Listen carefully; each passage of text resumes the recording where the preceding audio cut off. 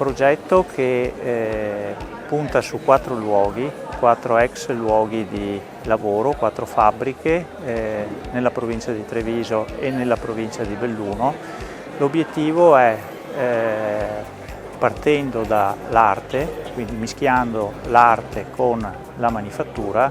riuscire a rigenerare, a dare una nuova vita, un nuovo impulso a questi luoghi che per molti anni sono rimasti abbandonati.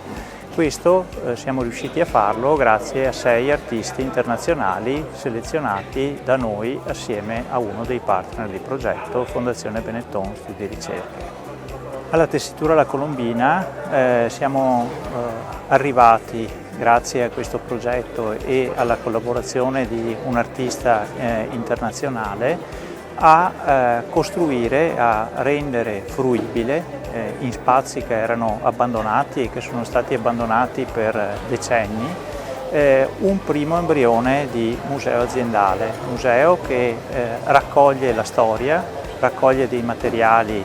individuati negli ultimi mesi, ma anche raccoglie una proiezione verso il futuro, una visione di questa artista rispetto al futuro di questa tessitura, di questa azienda.